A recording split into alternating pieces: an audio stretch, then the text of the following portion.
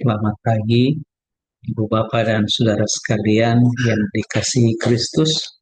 Kita melanjutkan MDT kita. Mari sebelumnya kita berdoa. Bapa yang baik, kiranya Engkau menolong kami sehingga apa yang kami renungkan bersama, kami mendapatkan pemahaman yang lebih jauh untuk menjadi orang yang berhikmat, orang yang memiliki kekuatan Allah, sehingga kami dapat menyampaikan kabar baik kepada banyak orang. Kiranya Engkau berkenan menolong. Dalam nama Tuhan Yesus kami berdoa. Amin. Ibu Bapak, saya akan melanjutkan ide tentang yang beberapa waktu soal menanam, menyiram, dan juga yang menumbuhkan. Saya melanjutkan tentang ide manusia yang bukan hanya jasmani dan rohani, tapi ada yang disebut dengan alami. Catatan itu ada di dalam 1 Korintus yang kedua, ya. 1 Korintus 2 ayat yang ke-14. Manusia alami tidak menerima apa yang berasal dari roh Allah, karena hal itu baginya adalah satu kebodohan. Ia tidak dapat memahaminya, sebab hal itu hanya dapat dinilai secara rohani. Namun manusia rohani menilai segala sesuatu, tetapi ia sendiri tidak dinilai oleh orang lain. Saya melanjutkan di ayat yang pasal 3 ayat 1.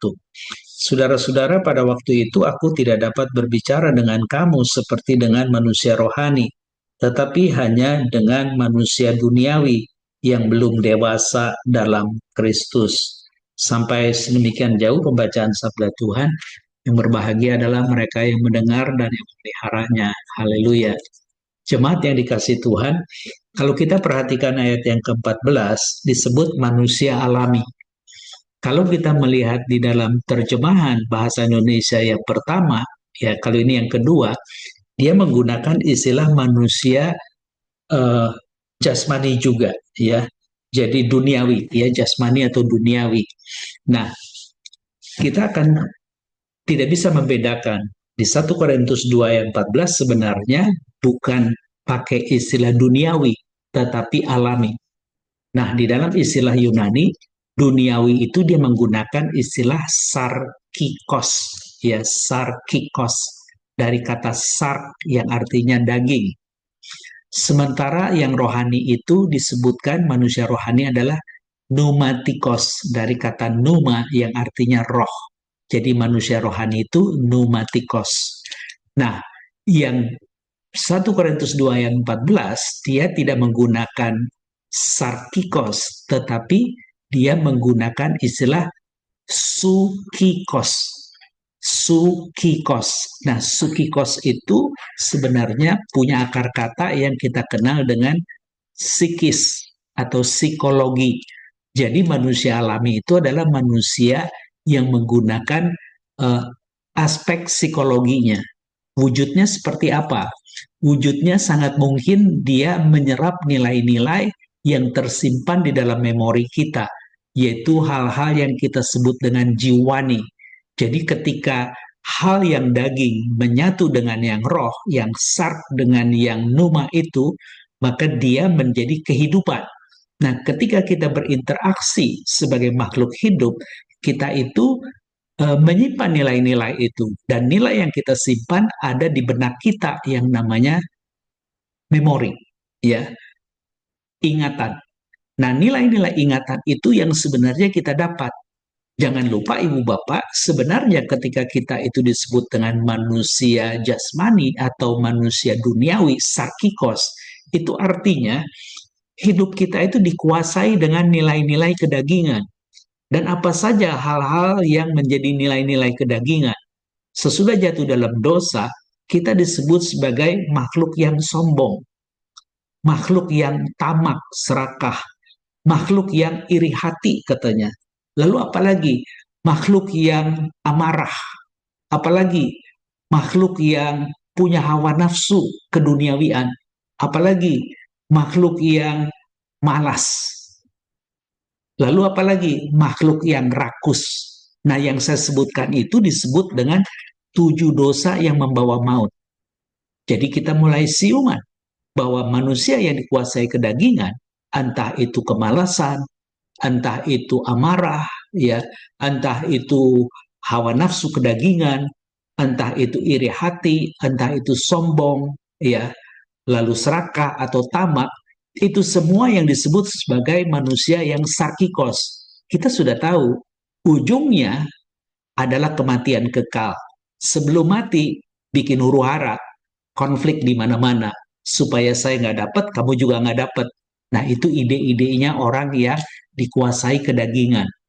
Kalau yang rohani, ibu bapak sudah paham bahwa dia adalah orang yang dilahirkan baru oleh Roh Kudus, dan sejak itu dia adalah orang yang bertumbuh di dalam anugerah, pengenalan akan Yesus Kristus Juru Selamat. Karena Yesus sebelum naik dia berkata kepada murid-muridnya, aku akan mengutus Roh Kudus, roh kebenaran, yang akan memimpin kamu kepada seluruh kebenaran. Roh penghibur yang akan memberikan kepada kamu penghiburan dan penguatan ketika aniaya dan derita menguasai kamu. Dan Roh Kudus itulah yang disebut sebagai Roh Kristus. Jadi kalau Anda dan saya memiliki dia, maka engkau menjadi makhluk rohani. Dan kita menjadi mengerti apa yang disebut dengan kehendak Allah. Nah sekarang ada bagian di dalam 1 Korintus 2:14 yang disebut dengan manusia alami, yang di teks terjemahan bahasa Indonesia pertama tadi saya katakan dia menggunakan bahasa Indonesia dengan yang sama, duniawi atau jasmani. Padahal dia menggunakan akar kata yang beda, bukan sarkikos, tapi sukikos. Nah, apa saja sih yang sebenarnya kita perlu pahami sehingga kita bisa membedakan 1 Korintus 2:14 dengan 1 Korintus 3 ayat 1 tadi yang saya bacakan. Paling tidak dengan makhluk manusia alami itu, berarti nilai-nilai yang dianggap baik oleh komunitas manusia, itu kita serap. Misalnya, Anda menghormati orang, meskipun dia bukan Kristen, oke, itu hal yang baik. Anda bisa membantu orang meskipun dia beragama lain, dan dia mendatangkan orang bersuka cita, oke, itu juga baik. Nah, nilai-nilai itu disimpan di dalam memori atau benak kita, dan kita akan mengulang lagi. Pertanyaannya, apakah memang orang yang berbuat baik itu orang yang diselamatkan? Tidak tentu. Anda dan saya harus disebut orang benar dulu atau orang yang dibenarkan. Dari akar pembenaran Tuhan itulah kita melakukan perbuatan baik. Supaya kita menjadi tahu bahwa apa yang kita kerjakan sebagai perbuatan baik bukan lagi syarat diselamatkan, tapi dia menjadi buah keselamatan karena kita sudah dibenarkan. Nah, sekarang menjadi masalah, bagaimana engkau dan saya bisa dibenarkan? Padahal di dalam konteks bacaan 1 Korintus 2 di sana, lebih tepatnya dimulai dari pasal yang pertama, Ibu Bapak, kita melihat apa yang tertuang di situ disebut dengan hikmat Allah dan hikmat manusia. Jadi orang berpikir kalau saya orang yang berhikmat, orang yang punya nilai-nilai di dalam memori dengan istilah sukikos tadi, ya, manusia yang disebut dengan aspek sukikos, ya, bukan numatikos. Kita berpikir saya mengumpulkan nilai-nilai yang baik dari sesama, nanti itu bisa berguna. Ternyata bukan itu. Justru dengan cara itulah mereka malah menolak apa yang diberitakan oleh Paulus kepada jemaat di Korintus. Padahal Paulus mengatakan di dalam 1 Korintus pertama ayat yang ke-24, dibilang begini, tetapi untuk mereka yang dipanggil, baik orang Yahudi maupun orang bukan Yahudi, Kristus adalah kekuatan Allah dan hikmat Allah. Jadi dia katakan bahwa untuk mereka yang dipanggil, ya, yang dipanggil, baik orang Yahudi maupun bukan Yahudi, dia katakan, ya, jadi orang yang mulai mempercayai itu, maka Kristus itu adalah kekuatan Allah. Kristus itu adalah hikmat Allah. Kenapa Paulus harus menekankan itu? Karena pada waktu itu orang di komunitas Yahudi yang menolak Yesus itu, dia meminta sebuah apa yang disebut dengan eh, tanda, ya. Dia meminta tanda. Saya bacakan di ayat 22. Orang-orang Yahudi menghendaki tanda dan orang-orang Yunani mencari hikmat. Jadi dengan kata lain, orang Yahudi itu mau melihat kalau dia Mesias, dia tidak boleh lemah, dia harus kuat. Padahal Paulus sudah mengatakan, Yesus Kristus itu adalah kekuatan Allah, hikmat Allah. Lalu kemudian orang Yunani, komunitas Yunani yang memang sedang menolak Yesus, dia berkata bahwa orang Kristen itu bodoh, mempercayai hal yang tidak ada buktinya, karena mengakar kepada iman. Karena iman itu adalah dasar dari segala sesuatu yang kita harap dan bukti dari segala sesuatu yang tidak kita lihat. Jadi itu kebodohan. Padahal Paulus mengatakan yang mempercayai Yesus itu dia memiliki kekuatan sekaligus hikmat. Makanya dia menggarisbawahi tentang hikmat yang sedang dicari oleh komunitas Yunani itu dibunyikan di ayat yang ke-9. Begini, apa yang tidak pernah dilihat oleh mata dan tidak pernah didengar oleh telinga dan yang tidak pernah timbul di dalam hati manusia, semua yang disediakan Allah untuk mereka yang mengasihi Dia. Jadi ketika kita boleh mempunyai kekuatan, mempunyai hikmat yang dianggap remeh oleh orang dunia, karena tanda kita itu lemah, karena kita juga bodoh. Tetapi Paulus menggarisbawahi di sana, yang paling lemah katanya, yang mempercayai janji Tuhan itu, dia yang paling kuat. Yang paling bodoh itu justru dia yang paling pandai. Kenapa? Karena dengan kelemahan dia mematahkan orang-orang yang merasa kuat.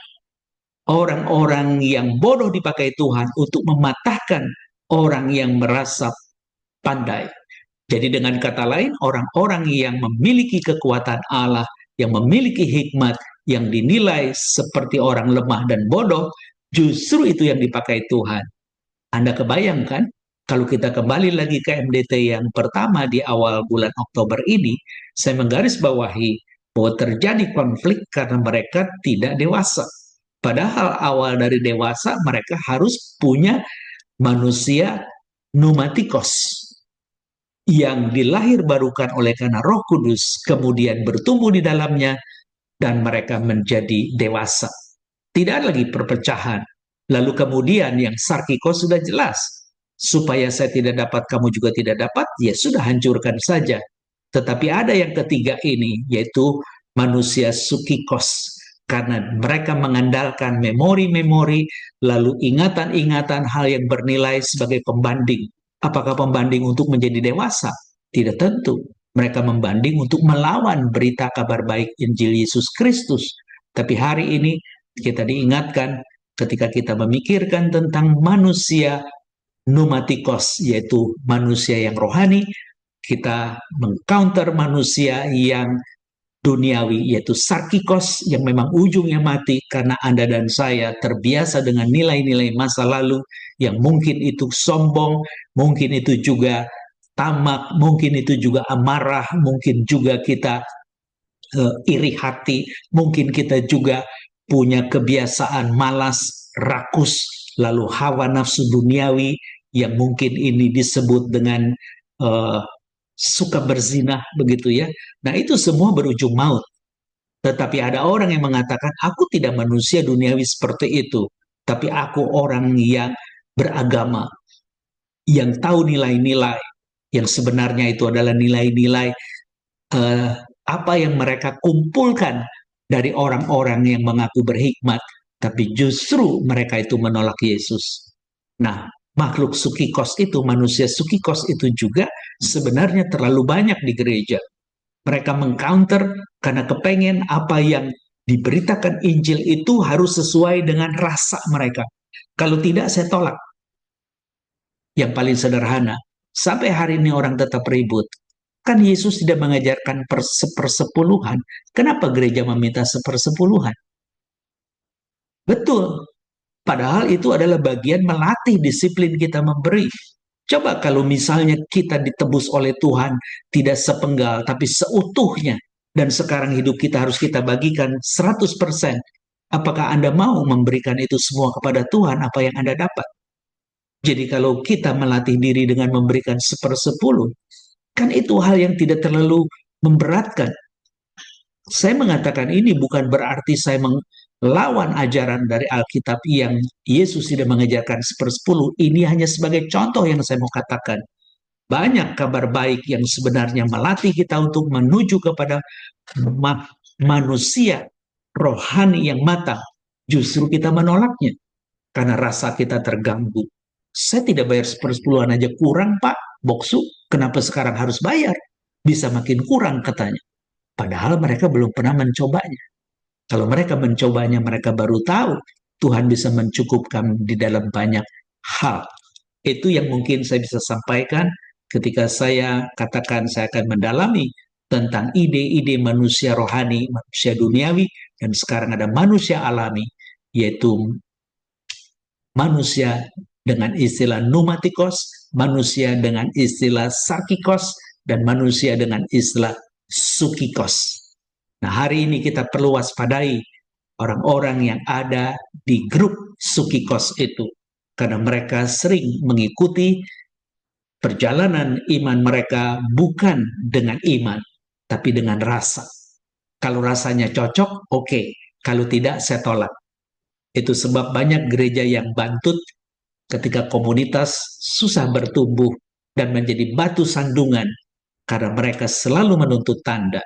Tapi hari ini kita tidak mencari tanda karena Yesus sudah menjadi tanda yang ajaib bahwa kita pendosa diampuni dengan kematiannya.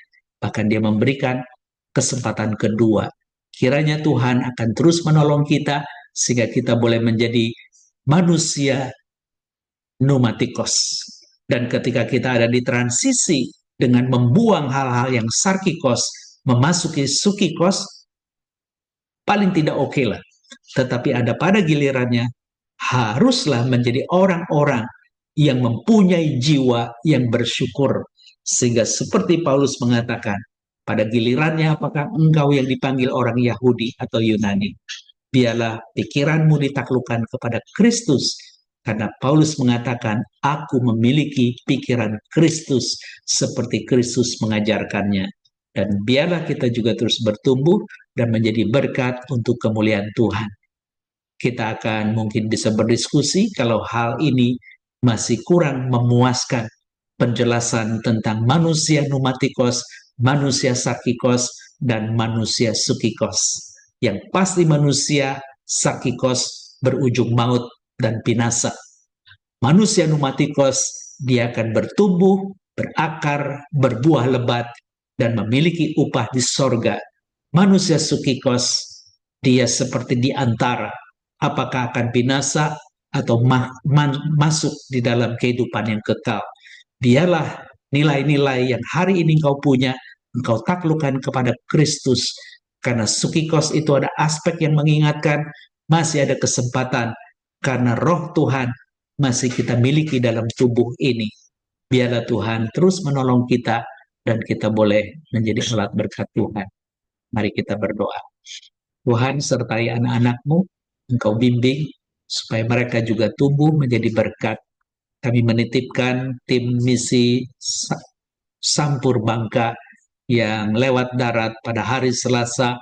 Mereka itu berangkat dari Taman Sari dan kami mendengar mereka sedang menuju Sampur hari ini. Dan kemungkinan kalau tidak ada aral melintang, sore hari mereka akan tiba di sana dan besok mereka akan memulai seluruh aktivitas sertai seluruh kegiatan di sana untuk menjadi berkat bagi komunitas belajar mengajar yang penginjil Messi juga berbagian. Tuhan tolong mereka sehingga tiba dengan selamat di sini dan juga beberapa yang akan lewat udara. Tuhan pelihara mereka juga sehingga mereka boleh menjadi alat berkat di Sampur Bangka. Kami menitipkan juga saudara kami Swiss yang masuk rumah sakit sejak hari Minggu. Kiranya engkau jamah dia, engkau berbelas kasih, sehingga dia juga boleh merasakan kebaikan Tuhan, karena dia diizinkan untuk mengalami kelemahan tubuh yang mereka juga keluarga tahu. bahwa itu semua mengingatkan seberapa kuat kami, tetap kami adalah makhluk yang rapuh. Dan ketika kami butuh pertolongan-Mu, biarlah saudara kami Swiss boleh mendapatkan belas kasih-Mu. Kami mendengar kedua putrinya akan berangkat dari Aussie ke Jakarta.